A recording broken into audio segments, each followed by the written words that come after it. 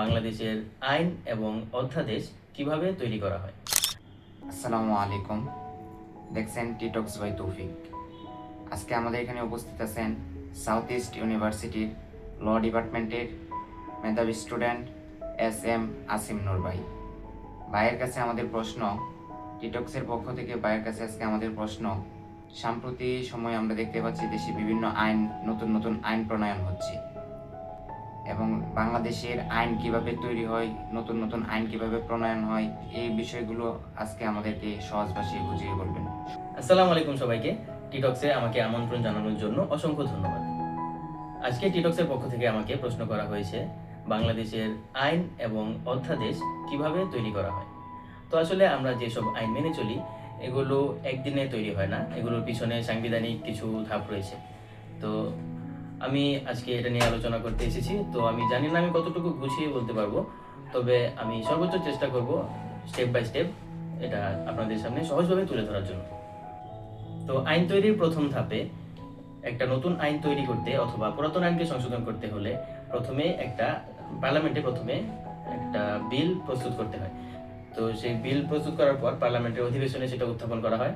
উত্থাপনের পর সেটা প্রয়োজন বোধ করলে স্থায়ী কমিটির কাছে প্রেরণ করা হয়। স্থায়ী কমিটি পরীক্ষা নিরীক্ষার পর যদি কোনো সংশোধন করতে হয়, মনে হয় যে করতে হবে, তাহলে আবার পার্লামেন্টে পাঠায়। তো যখন একটা বিল সঠিকভাবে উত্থাপন শেষ হয়, সেটা মেজরিটির ভিত্তিতে পাস করার সিদ্ধান্ত নেওয়া হয়। তো মেজরিটির ভিত্তিতে যেই আইনটা যদি পাস করার সিদ্ধান্ত নেওয়া হয়, তখন সেটা রাষ্ট্রপতির কাছে প্রেরণ করা হয়। রাষ্ট্রপতি আর্টিকেল 80 ক্লজ 3 অনুযায়ী 15 দিনের মধ্যে সিদ্ধান্ত দিতে হয়।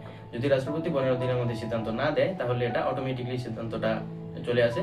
আর যদি 15 দিনের মধ্যে রাষ্ট্রপতি চেক আপ করার পরে সিদ্ধান্ত দেয়, বা যদি মনে করে আবার সংশোধন করতে হবে, তাহলে সেটা পার্লামেন্টে আবার পাঠায়। তো তখন পার্লামেন্টে আবার সেটা তারা পুনরায় বিবেচনা করে। পুনরায় বিবেচনার পর রাষ্ট্রপতির কাছে আবার প্রেরণ করে। তো তখন আর্টিকেল 84 অনুযায়ী রাষ্ট্রপতিকে 7 দিনের মধ্যে সিদ্ধান্ত দিতে হয়। এখানেও যদি 7 দিনের মধ্যে সিদ্ধান্ত রাষ্ট্রপতি না দেয় বা কোনো রকম সিদ্ধান্ত না জানায়, তাহলে 7 দিন পর সেটা অটোমেটিকলি পাস হয়ে যাবে।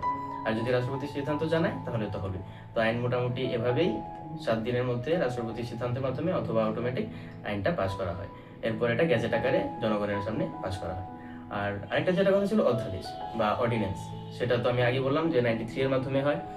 তো ওইখানে যদি কখনো পার্লামেন্ট বা সংসদ চলমান না থাকে, সেই ক্ষেত্রে যদি ইমার্জেন্সি কোনো সিচুয়েশনের কোনো একটা আইন তৈরি করতে প্রয়োজন হয়, তখন রাষ্ট্রপতি এটা নিজ উদ্যোগে বা রাষ্ট্রপতির কাছে সেই ক্ষমতাটা ন্যস্ত আছে। তো রাষ্ট্রপতি এই আর্টিকেল 93 অনুযায়ী আর কি যে অধ্যাদেশটা জারি করে। তো সেটা আবার যখন সংসদ চালু হয়, সংসদ চলমান সময় প্রথম অধিবেশনে সেটা উত্থাপন করা হয় এবং 30 দিনের মধ্যে সেটা বাতিল হয়ে যেতে পারে। তো সংসদ যদি চায়, তা 30 দিনের আগেও সেটা বাতিল করতে পারে। তো বাংলাদেশের আইন এবং অধ্যাদেশ এভাবেই তৈরি হয়, স্টেপ বাই স্টেপ। যে স্টেপগুলো আমি বললাম।